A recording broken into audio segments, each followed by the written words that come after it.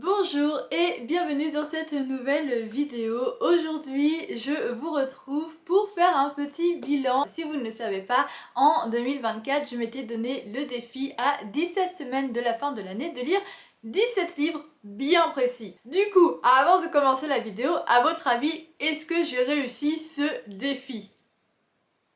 Je vais vous les montrer un par un et vous dire si oui ou non je les ai lus, et si je les ai lus, un petit avis très vite fait dessus. En premier, on avait Wendy de Capucine Sergent, qui est un young adult, un one-shot d'une autrice française. C'était mon premier livre de cette autrice que j'ai lu et je pense que j'en lirai d'autres parce que j'ai vraiment beaucoup aimé. Wendy, c'est une histoire du coup qui tourne autour de Wendy et c'est lié à Peter Pan. Voilà, c'est pas forcément une réécriture de Peter Pan parce que il y a beaucoup de choses qui sont similaires mais sinon c'est très différent, mais en tout cas c'est très fortement inspiré de Peter Pan par Barry. Et oui, j'insiste bien là-dessus parce que là on retrouve bien ce côté cruel de Peter Pan, même si ici ce n'est pas un jeune garçon qui refuse de grandir mais une jeune fille, Vicky. On retrouve vraiment aussi ce côté du entre le pays imaginaire et le monde réel, mais il y a beaucoup de distinctions entre la place de la femme et la place de l'homme, entre le rêve et la réalité, entre l'enfance et l'âge adulte, voilà, entre la vie et la mort aussi, un petit peu. Je l'ai lu et je l'ai beaucoup aimé. Ensuite, on avait Not in Love de Ali Hazelwood que j'avais mis dans ce défi parce que je me suis dit ça, c'est vrai que j'avais mis beaucoup de gros livres qui pouvaient être assez lourds. Du coup, je me suis dit je vais mettre Not in Love parce que Ali Hazelwood c'est de la rom-com, ça se lit facilement, ça se lit très rapidement et je ne l'ai pas lu. Voilà, donc je peux pas vous donner d'avis, je ne l'ai pas encore lu, mais je ne doute pas que je vais le lire très rapidement parce que j'ai aimé tous les livres de cette autrice que j'ai pu lire actuellement. J'en ai lu 3. 3 sur 5 que j'ai dans ma bibliothèque, donc je pense que ça va être très rapidement lu. Ensuite on avait The Book of Azrael, donc le livre maudit d'Azrael de Amber V. Nicole, que j'ai aussi acheté en français mais que je compte quand même lire en anglais. Et je dis compte parce que je ne l'ai pas encore lu, mais il va être lu en 2025, c'est assez obligé parce qu'il est aussi dans mon défi du coup des 25 livres que je dois lire en 2025. Oui, il y a un petit peu du spoil du coup si vous avez vu toutes mes vidéos, parce qu'il y a certains livres qui étaient dans ce défi et qui se retrouvent dans ce nouveau défi. Ensuite on a Le Roi Umbra de Jamie Applegate Hunter, que là j'ai lu, c'est le premier tome de la duologie Le Royaume de Vincula. Je l'ai pas mal apprécié, je pense que je l'aurais mieux aimé si je l'avais lu en VO parce que voilà, je me rends compte, plus ça va avec le temps, plus je me rends compte que j'ai du mal avec les traductions. Et là c'était un petit peu le cas, différentes fois je me suis dit si je le lisais en VO ça irait, mais là il y a des petits trucs qui me chiffonnent. J'ai quand même acheté le tome 2 ici présent, L'Aeternum, que je vais lire en VF et après je verrai selon comment je sens ce deuxième tome. Peut-être que je vendrai la duologie ensemble et pourquoi pas les rachèterai en VO, peut-être que je les garderai, peut-être que je revendrai et c'est tout, je n'en parlerai plus, à voir. Ensuite, et là j'ai un peu honte, on a Une ombre dans la Bresse de Jennifer L. Armentrout. Pourquoi j'ai honte? C'est parce que j'ai vu il y a quelques jours qu'il était dans mon book haul de décembre 2023. C'est-à-dire que ça fait plus d'1 an qu'il est dans ma pile à lire et je ne l'ai toujours pas lu, alors que j'adore cet univers. J'ai lu les 3 premiers tomes du coup de Le sang et la cendre. Forcément je n'ai pas encore lu le 4 puisqu'il faut lire ce livre là avant. Mais là je suis un peu en pleine réflexion du est-ce que je continue de les lire en français ou est-ce que peut-être je les lis en VO.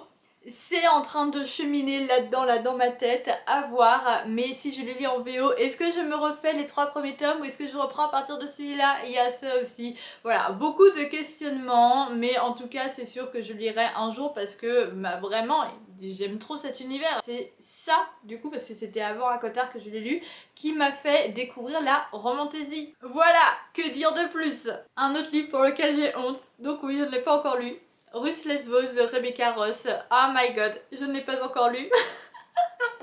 J'ai très honte parce que vraiment il me faisait tellement envie. J'ai tellement aimé le premier tome que j'ai trouvé très beau, très poétique, très Mouah, voilà, un bijou ce livre, un gros bébé que j'aime beaucoup. Et là, ben, j'ai le tome 2 depuis un petit moment déjà, ça fait déjà quelques mois et j'ai toujours pas lu. En fait, c'est parce que j'ai tellement aimé le tome 1 que j'ai un petit peu peur d'être déçue de ce 10e tome. C'est mon problème, je suis un peu comme ça. Mais surtout, j'ai pas envie de dire au revoir à Roman et Iris. Voilà. Mais il va falloir que je le fasse, je vais le faire. C'est prévu, j'ai toujours prévu de le lire, oui. Le métal perdu de Brandon Sanderson. Bien sûr que je l'ai lu. Oui, bien sûr que je l'ai lu. C'est mon brandy, quoi. Oui, j'ai aimé, bien sûr. C'est mon brandy toujours. C'est le 4e tome de la 2e mère des Fils des Brumes. Donc, Fils des Brumes, ça fait partie du Cosmere. Le Cosmere, c'est un immense univers que Brandon Sanderson a créé, dans lequel tient en place la majorité de ses œuvres. En tout cas, pratiquement toutes ses œuvres de fantasy tiennent place dans ce Cosmere. Wayne. Je n'ai qu'une chose à dire à propos de ce livre, Wayne. Si vous l'avez lu, vous savez. Si vous ne l'avez pas lu, qu'est-ce que vous attendez? Si vous n'avez lu aucun livre de Brandon Sanderson, alors encore plus, qu'est-ce que vous attendez? Alors là, on est sur un demi-échec, demi-réussite, demi-échec. The God and the Gumio de Sophie Kim. Je dis demi-échec parce que, bon, le début, il est là. Hein. Voilà, et on voit...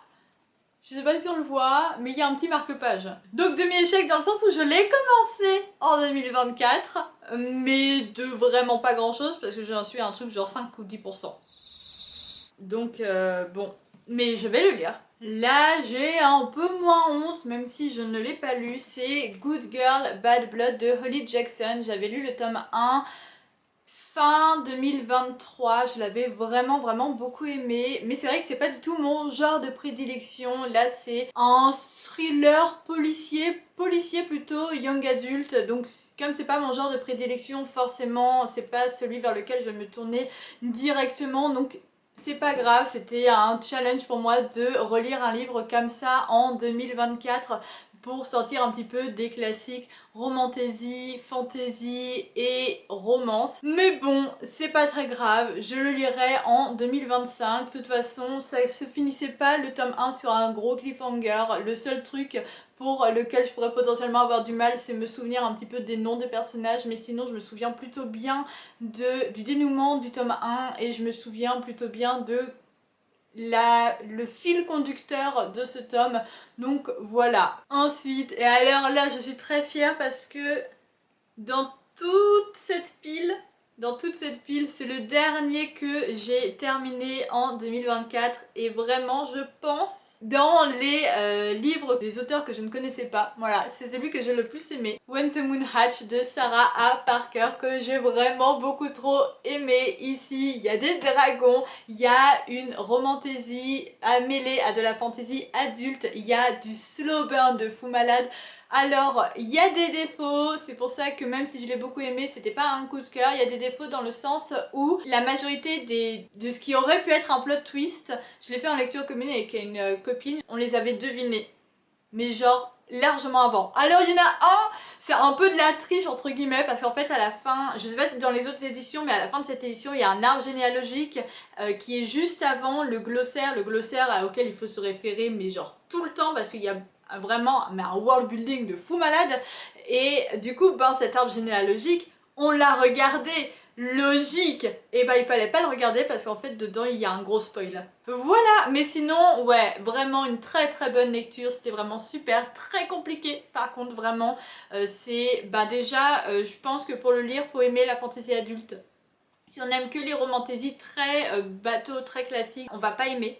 Il faut quand même aimer quand il y a un slow burn de fou malade, quand le world building met le temps à se placer et quand vraiment c'est assez lent à démarrer, c'est même très lent à démarrer.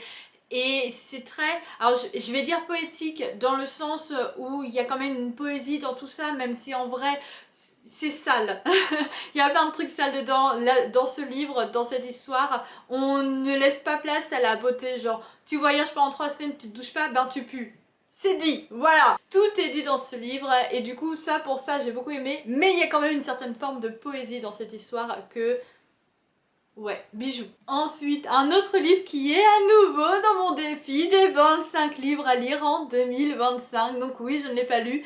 Andrei de Garance de Jorna. Maintenant que j'ai reçu le dernier tome de la trilogie, de toute façon, il est temps, je n'ai plus le choix. Donc je vais vraiment le lire. Il a été choisi pour 2025.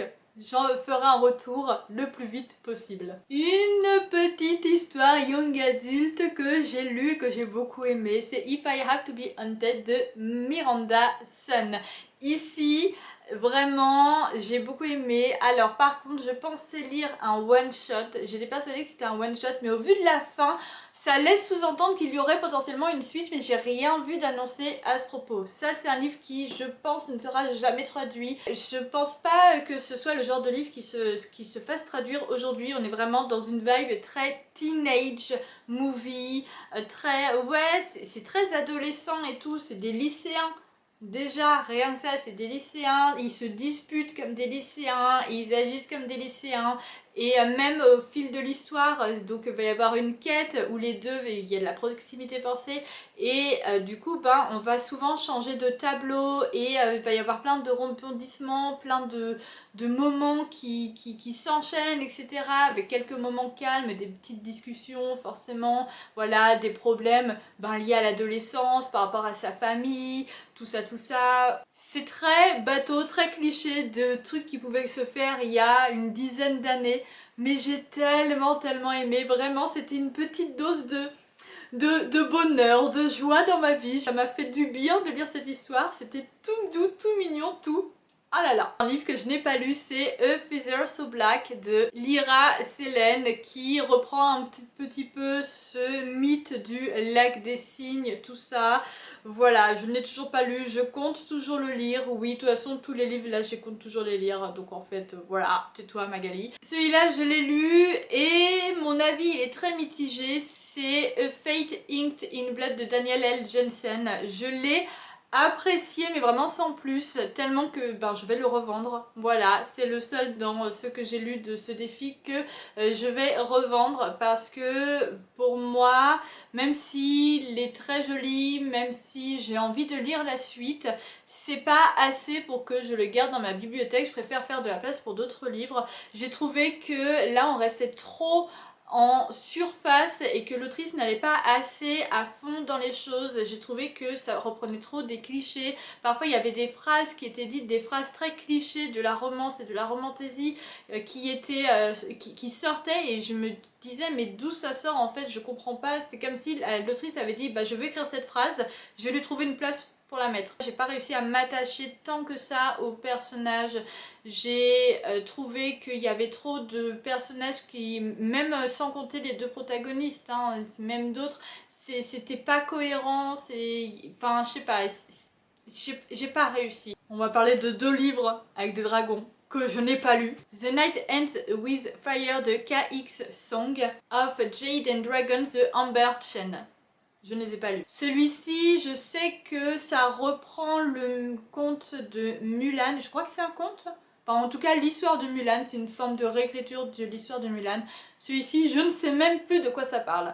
Voilà, je ne sais même plus de quoi ça parle, mais il me semble que c'est un young adulte et que là, autant je crois que c'est une romantaisie et là c'est plus une fantaisie. Je crois, quelque chose comme ça. On va quand même terminer sur une note positive. The Crimson Moss de Kristen Ciccarelli, que j'ai lu et que j'ai vraiment beaucoup aimé. Lui, ben c'est un peu comme Ruthless Vows, j'avais peur de le lire, mais finalement, ben je l'ai lu. Voilà, j'ai sauté le pas, je l'ai lu parce que j'ai une amie qui est abonnée à la box Young Adult de Fairyloot, moi je ne le suis plus. Mais ben là c'était le dernier je crois, le dernier ou l'avant-dernier que j'avais reçu de cette box. Et il avait trop aimé, sachant que là du coup on est sur une romantaisie young adulte.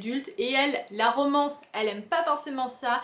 Mais les seuls livres comme ça avec de la romance qu'elle a aimé dernièrement en tout cas, c'était Divine Rivals et celui-ci. Du coup j'en attendais énormément, j'avais très peur. Et finalement, pas du tout déçue, je l'ai beaucoup trop aimé. Du coup, sur les 17 livres que je devais lire en 17 semaines, combien est-ce que j'ai lu? Eh ben j'en ai lu 7. Je n'ai pas réussi parce que j'ai enchaîné des pannes de lecture. En septembre, franchement, si j'ai réussi à lire beaucoup de livres, c'est parce que j'ai lu des mangas. Parce qu'en vrai, sinon, j'ai lu très peu de livres en septembre. Octobre, novembre, ça allait un petit peu mieux. Et alors décembre, vraiment la chute libre. J'ai pas beaucoup lu. Mais genre vraiment, j'ai vraiment très peu lu en décembre ou en septembre par rapport à ce que je lis d'habitude. Bien sûr, après, je mets tout en proportion par rapport à ce que moi je lis d'habitude. En tout cas, dans les 10 livres sur les 17 que je n'ai pas lus durant ce challenge 17 semaines, ben je vais tous les lire. Voilà, je vais lire ces 10 livres que je n'ai pas lus. Je vais essayer de les lire en 2025 quand même. Et je vous ferai un retour très rapidement. Si ce genre de défi vous intéresse, que ça vous dit que j'en refasse d'autres, peut-être un petit peu plus léger et peut-être un petit peu, tout en restant challengeant, un petit peu plus réaliste, pourquoi pas même des défis qu'on pourrait faire ensemble, n'hésitez pas à me le dire et j'essaierai d'organiser ça. En attendant, je vous fais des gros bisous et je vous dis bonne lecture!